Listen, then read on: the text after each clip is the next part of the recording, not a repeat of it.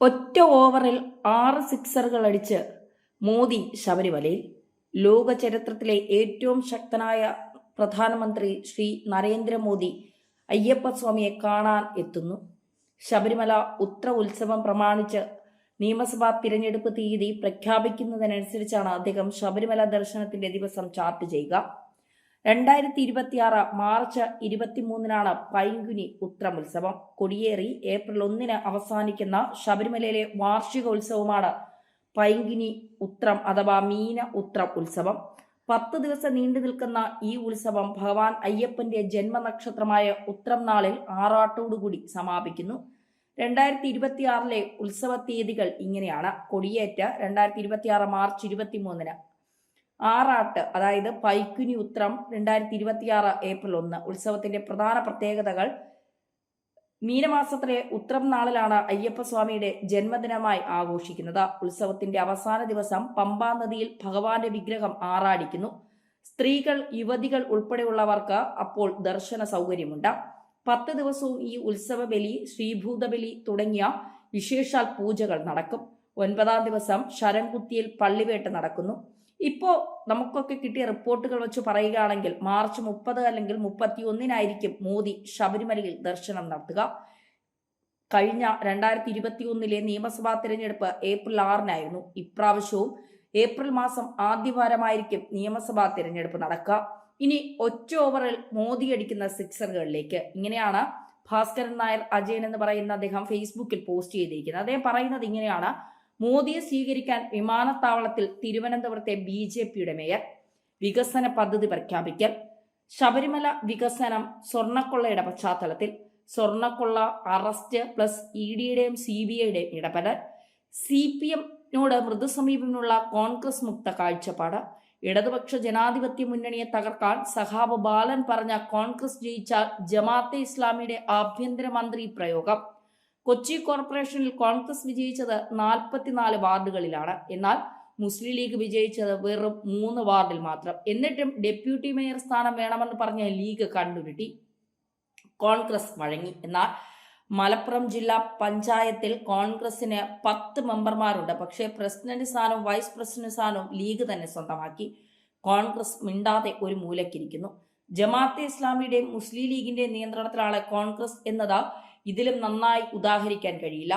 ഒന്ന് ഞാൻ പറയാം: ഇത്തവണ UDF ഒരിക്കലും അധികാരത്തിൽ വരാൻ പോകുന്നില്ല. മാത്രമല്ല 2026-ന് ശേഷം കോൺഗ്രസ് പാർട്ടിക്ക് മുൻപ് കേരളം ഭരിച്ച PSPയുടെ ഗതിയാകും കുറിച്ചു വച്ചു. ഇങ്ങനെയാണ് അദ്ദേഹം തൻ്റെ ഫേസ്ബുക്കിൽ പങ്കുവച്ചിരിക്കുന്ന പോസ്റ്റ്. അതായത് മോദി കേരളത്തിൽ വരുന്നു, പ്രത്യേകിച്ച് നരേന്ദ്രമോദി ശബരിമലയിലെത്തുന്നു, അതും അയ്യപ്പന്റെ ജന്മദിനത്തിൽ. BJP സംബന്ധിച്ചിടത്തോളം തദ്ദേശ സ്വയംഭരണ തിരഞ്ഞെടുപ്പിന് ശേഷമുള്ള BJPയുടെ ഒരു കാഴ്ചപ്പാടും ആത്മവിശ്വാസവും ഒക്കെ വല്ലാത്ത രീതിയിൽ മാറിയിട്ടുണ്ട് എന്നുള്ളതാണ്. തിരുവനന്തപുരം കോർപ്പറേഷൻ BJPക്ക് നൽകിയ നരേന്ദ്രമോദി കേരളത്തിലേക്ക് വരും, പ്രത്യേകിച്ച് തലസ്ഥാനത്തെത്തും, തലസ്ഥാനത്ത് വമ്പൻ പദ്ധതികൾ അദ്ദേഹം പ്രഖ്യാപിക്കും എന്നുള്ളത് BJP തദ്ദേശ സ്വയംഭരണ തിരഞ്ഞെടുപ്പിലെ ജനങ്ങളോട് പറഞ്ഞ വാഗ്ദാനമാണ്. ആ വാഗ്ദാനം പാലിക്കാൻ ജനുവരി 13-ന് അമിത്ഷാ കേരളത്തിലേക്ക് എത്തുകയാണ്.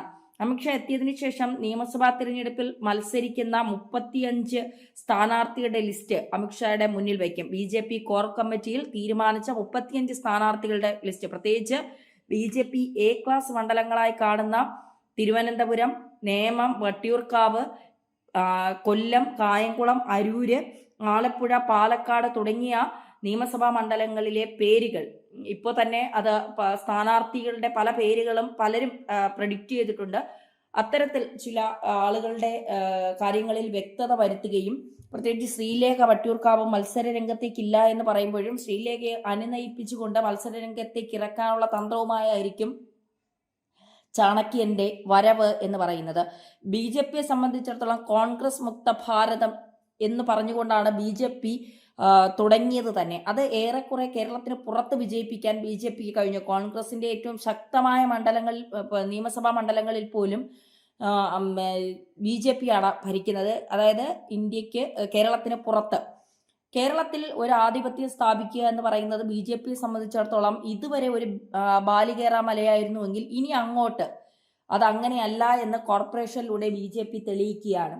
തീർച്ചയായിട്ടും BJPയുടെ ഒരു ചുവട് ഈ ഗുജറാത്തിൽ അഹമ്മദാബാദ് കോർപ്പറേഷൻ പിടിച്ചുകൊണ്ടാണ് പിന്നീട് BJPയുടെ ഒരു വലിയ വളർച്ച കാണാൻ സാധിച്ചത്. പിന്നീട് ഗുജറാത്ത് നിയമസഭാ മണ്ഡലം പിടിച്ചുകൊണ്ട് BJPയുടെ അധികാരത്തിലേറി. അന്ന് നരേന്ദ്രമോദി മുഖ്യമന്ത്രിയായി. അങ്ങനെ ഒരു കോർപ്പറേഷൻ പിടിച്ചുകൊണ്ടുള്ള BJPയുടെ ഒരു വളർച്ച ഈ കേരളത്തിന് പുറത്ത് നമ്മൾ കണ്ടതാണ്. അതുപോലെ തന്നെ കേരളത്തിനകത്തും ഇനി അത്തരത്തിലുള്ള ഒരു നീക്കത്തിലേക്ക്, കാരണം ഇപ്പോൾ ഇരിക്കുന്ന CPMനെയും UDFനെയും ജനങ്ങൾക്ക് വലിയ വിശ്വാസമില്ലാതായി. പ്രത്യേകിച്ച് ഈ UDF അധികാരത്തിൽ വന്നാൽ ലീഗ് 5ാം മന്ത്രിസ്ഥാനം ആവശ്യപ്പെടും എന്നുള്ള കാര്യത്തിൽ സംശയമില്ല.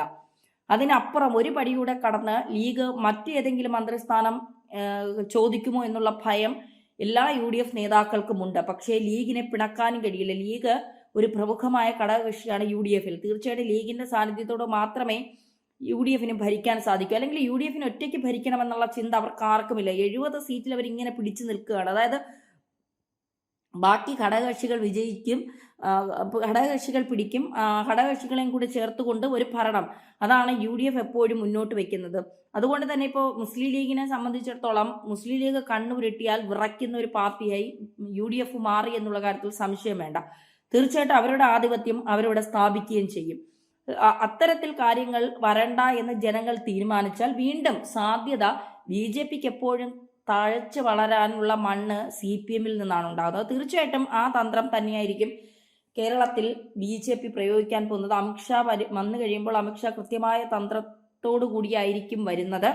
ആ തന്ത്രങ്ങൾ കുറച്ചുകൂടി മോദി മാജിക്കിലൂടെ കേരളത്തിൽ പ്രകടമാക്കാൻ, അല്ലെങ്കിൽ അത് അത്തരം സ്വാധീനങ്ങൾ ഉണ്ടാക്കാൻ നരേന്ദ്രമോദിക്ക് കഴിയുമെന്നുള്ളതാണ്. ബീഹാറിലെ തിരഞ്ഞെടുപ്പിൽ പല ഗിമിക്കുകൾ കാണിച്ചിട്ടും നരേന്ദ്രമോദി ഒരു തുണി കറക്കിയെടുത്ത് ബീഹാർ കൊണ്ടുപോയി എന്ന് പറയുന്നത് പോലെ കോർപ്പറേഷൻ പിടിച്ചു കഴിയുമ്പോഴുള്ള BJPയുടെ ആത്മവിശ്വാസം, ജനങ്ങൾ നൽകിയ പിന്തുണയൊക്കെ നിയമസഭാ തെരഞ്ഞെടുപ്പിലും അവർ മുന്നിൽ കാണുന്നുണ്ട്. 10 സീറ്റ്, അതായത് ആര് ഭരിക്കണം എന്ന് തീരുമാനിക്കുന്ന തരത്തിലേക്ക് കേരളത്തിൽ BJP മാറും എന്നാണ് BJPക്കാർ വിശ്വസിച്ചിരിക്കുന്നത്. തീർച്ചയായിട്ടും BJPയുടെ കേരളത്തിലെ നേതാക്കളുടെ പ്ലാനിങ് അനുസരിച്ചല്ല, കേന്ദ്രത്തിലെ നേതാക്കളുടെ, അതായത് അമിത്ഷായും മോദിയുടെയും തീരുമാനം, ആഭ്യന്തരമന്ത്രിയുടെ പ്രധാനമന്ത്രിയുടെയും തീരുമാനം, അത് കേരളത്തിലെ ജനങ്ങൾ ഉറ്റുനോക്കുന്നുണ്ട്, വാഗ്ദാനങ്ങൾ ഉറ്റുനോക്കുന്നുണ്ട്. തലസ്ഥാനത്ത് എങ്ങനെയാണ് BJP മാറ്റാൻ പോകുന്നത് എന്നുള്ള ഒരു കാഴ്ചപ്പാട് ജനങ്ങൾക്കുണ്ട്. അപ്പോൾ തീർച്ചയായിട്ടും ഇതൊക്കെ എങ്ങനെയാകും എന്നുള്ളതിലൊക്കെ പ്രധാനപ്പെട്ടതാണ് ശബരിമലയിലെ സ്വർണം.